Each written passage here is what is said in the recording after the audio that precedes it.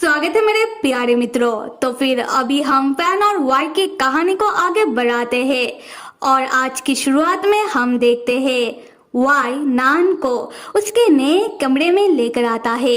नान Y के घर में अपना नया कमरा देखकर बहुत खुश होता है क्योंकि नान का कमरा बहुत ही बड़ा और खिलौने से भरा हुआ था। नान तुरंत वाई की गोदी से उतरकर दौड़कर जाकर सारे खिलौने को अपने हाथों में उठा लेता है। तब वाई नान के पास आकर नान से पूछने लगता है कि नान बताओ तो ये सारे खिलौने तुम्हारे लिए किसने खरीदे होंगे। नान हंसते हुए जवाब देता है कि ऑफ कोर्स सुंदर भैया आपने, और मुझे ये सारे खिलौने बहुत पसंद आए। सुंदर भैया आपका टेस्ट बहुत ही अच्छा है। तब वाई पूछता है कि तुम जैसे छोटे बच्चे को मेरे टेस्ट के बारे में कैसे पता चला। हाँ, तब नान बहुत ही शानदार तरीके से जवाब देता है कि नान को सुंदर भैया के टेस्ट के बारे में सब पता है और नान को ये भी पता है कि सुंदर भैया को क्या पसंद है। वाई कहता है कि तो फिर बताओ नान कि मुझे क्या पसंद है। नान कहता है कि सुंदर भैया आपको मेरे डैड पसंद है। मैंने देखा है जब आप मेरे डैड की ओर देखते हो तब आप बिल्कुल टीवी के हीरो की तरह देखते हो कि हीरो जब हीरोइन की ओर देखते हैं बिल्कुल उस तरीके से। वाई नान का जवाब सुनकर चौंक जाता है।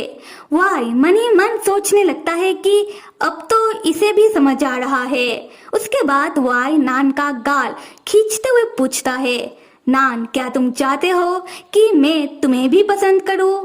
नान कहता है कि हाँ बिल्कुल, क्योंकि सुंदर भैया बहुत ही सुंदर है। अगर सुंदर भैया मुझे पसंद करेंगे तो मुझे बहुत अच्छा लगेगा। तब वाई नान से कहता है कि नान ये तो बहुत ही सिंपल है, इसके लिए तुम्हें तुम्हारे डैड की तरह बहुत अच्छा बनना पड़ेगा। ये सुनकर नान रोंदू सा शक्ल बनाते हुए कहता है कि सुंदर भैया पर मेरे डैड तो बहुत ही अच्छे हैं, मैं उनकी तरह अच्छा कैसे बन सकता हूँ क्योंकि मेरे डैड तो इस दुनिया के सबसे अच्छे इंसान हैं। तो फिर सुंदर भैया क्या आपके पास कोई दूसरा ऑप्शन है। ये सुनकर वाई कहता है कि दूसरा ऑप्शन, हाँ है ना दूसरा ऑप्शन। इसके लिए नान तुम्हें मेरा परिवार बनना पड़ेगा। उसके बाद वाई नान का 2 गुड्डा अपने हाथों में उठाता है और नान को समझाते हुए बताता है कि नान मेरे पास पहले से ही मेरा बड़ा भैया है जो तुम्हारे डैड है और मैं चाहता हूँ कि तुम तुम्हारे डैड के साथ मेरे परिवार में हमेशा हमेशा के लिए शामिल हो जाओ। और वाई की बातें सुनने के बाद छोटा सा नान सोच में पड़ जाता है। नान बहुत देर सोचने के बाद वाई से कहता है कि अब मैं समझा, सुंदर भैया आपको अभी एक छोटे भाई की भी जरूरत है। तो फिर ठीक है, मैं आपका छोटा भाई बनने के लिए तैयार हूँ। ये अच्छा रहेगा, मुझे भी एक बड़ा भैया मिल जाएगा। तो अभी से मैं आपको सुंदर भैया नहीं बल्कि बड़ा भैया कह के पुकारूंगा। अभी तो सही है। और नान का ये जवाब सुनने के बाद तो वाई हद से ज्यादा चौंक जाता है। वाई तब किसी छोटे बच्चे की तरह नान के साथ लड़ने लगता है। वाई नान के सर में मारता हुआ कहता है कि बेवकूफ बच्चे, तुमको किसने कहा कि मुझे छोटे भाई की जरूरत है, बल्कि मैं चाहता हूँ कि तुम मेरा बेटा बन जाओ। तुम मुझे बड़े भैया नहीं बल्कि डैड या फिर पप्पा कह के पुकारो। तब नान रोते हुए कहता है कि सुंदर भैया मुझे मारना बंद करो, मुझे दर्द हो रहा है और वैसे भी मेरे पास मेरा अपना खुद का डैड है। वाई तब अपनी ओर इशारा करता हुआ नान को समझाते हुए कहता है कि तो फिर क्या हो गया, अब से तुम्हारे पास 2 डैड होंगे, एक तुम्हारे डैड और एक मैं। नान तब अपना सर पकड़ता हुआ कहता है कि पर सुंदर भैया एक बच्चे के पास 2 डैड कैसे हो सकते हैं। तब वाई उठकर खड़ा होता है और नान को फिर से समझाते हुए कहता है कि बिल्कुल हो सकते हैं। तो अब से तुम मुझे डैड या फिर पप्पा कह के पुकारोगे, समझे। तब नान कहता है कि पर मुझे मेरे डैड ने बड़ा किया है, आपने नहीं। और मेरे स्कूल में मेरे टीचर ने कहा है कि जो बच्चों को बड़ा करते हैं वही बच्चों का पेरेंट्स होते हैं और मेरे डैड ने मुझे बड़ा किया है, इसलिए मेरे डैड ही मेरे लौते पेरेंट्स हैं। और नान की बातें सुनने के बाद वाई परेशान हो जाता है। वाई मन ही मन सोचने लगता है कि हे भगवान, अब मैं इस बच्चे को कैसे समझाऊं। उसके बाद वाई नान से कहने लगता है कि खैर जाने दो, तो फिर अब से मैं भी तुम्हें बड़ा करूंगा, तब तो तुम मुझे डैड या फिर पप्पा कह के पुकारोगे, है ना। नान वाई को कुछ और जवाब दे पाता उससे पहले ही फैन खाने के लिए कुछ मिठाइयाँ लेकर नान और वाई के पास आता है। फैन जैसे ही नान के नए कमरे में आता है, फैन इतना बड़ा कमरा और इतने सारे महंगे महंगे खिलौने को देखकर फिक्रमंद हो जाता है। फैन तब कहने लगता है कि वाई, ये क्या, तुमने नान के लिए इतने सारे खिलौने क्यों खरीदे। अब तो नान पूरे दिन भर कमरे में बैठकर बस खेलता रहेगा, इस तरीके से तो नान स्कूल जाएगा ही नहीं।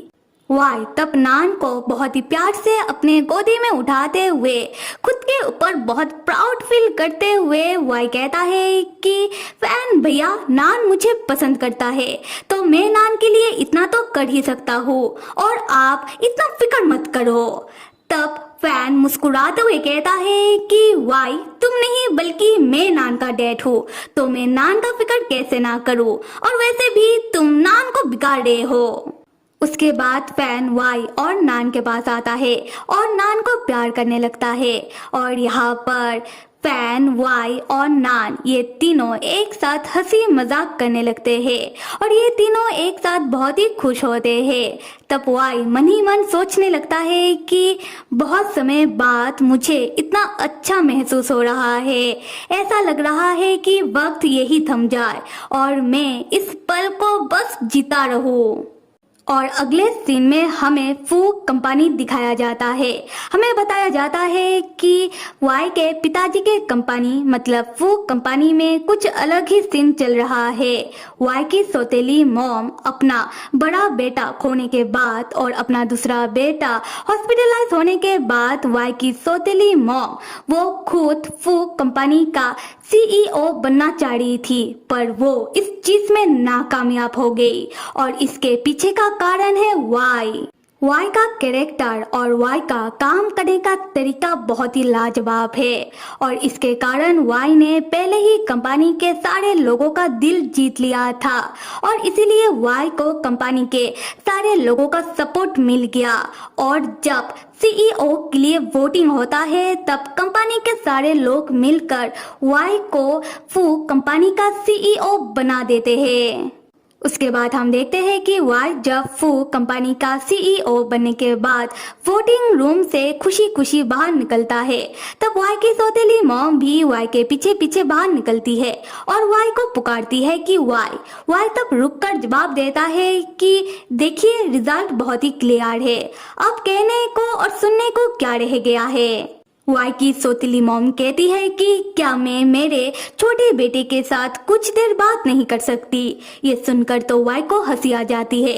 वाई कहता है कि ठीक है, कीजिए, पर अगर आप आपके मरे हुए बेटे के बारे में बात करना चाहती हो तो मुझे कोई भी दिलचस्पी नहीं है, और अगर आप आपके दूसरे बेटे के बारे में बात करना चाहती हो कि जब वो कोमा से बाहर आएगा तब मैं उसे पुलिस के हाथों से बचा लूं, तो मैं ऐसा बिल्कुल नहीं करूंगा, पर मैं ऐसा जरूर कर सकता हूँ कि मैं आपको भी आपके दूसरे बेटे के पास जेल में भेज सकता हूँ। क्या मैं ऐसा कर दूँ?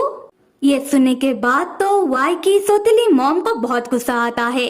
वाई की सौतेली मॉम चिल्लाते हुए कहती है कि वाई चुप हो जाओ और आगे एक भी लफ्ज मत कहना। वाई तब वक्त को देखता हुआ कहता है कि तो फिर आप ये नहीं तो क्या कहने के लिए आई हो? हाँ। तब वाई की सौतेली मॉम बहुत ही इविल तरीके से कहती है कि वाई, मैंने सुना है कि तुम्हारे साथ एक प्रोफेसर और उसका बेटा रह रहा है। मैंने सुना है कि वो प्रोफेसर और उसका बेटा तुम्हारे घर में ही रह रहे हैं। क्या मैं सही कह रही हूँ वाई? और ये सुनने के बाद तो वाई बहुत ही चौंक जाता है। वाई बहुत ही गुस्से में अपनी सौतेली मॉम की ओर देखता है और मन ही मन सोचने लगता है कि इस औरत को फैन भैया और नान के बारे में कैसे पता चला। तो फिर मेरे प्यारे मित्रों क्या लगता है, वाई की सौतेली मॉम का इरादा तो फैन और नान को लेकर सही नहीं लग रहा। आप लोगों को क्या लगता है कि वाई आगे क्या करेगा? और ये जानने के लिए till then stay with me and see you.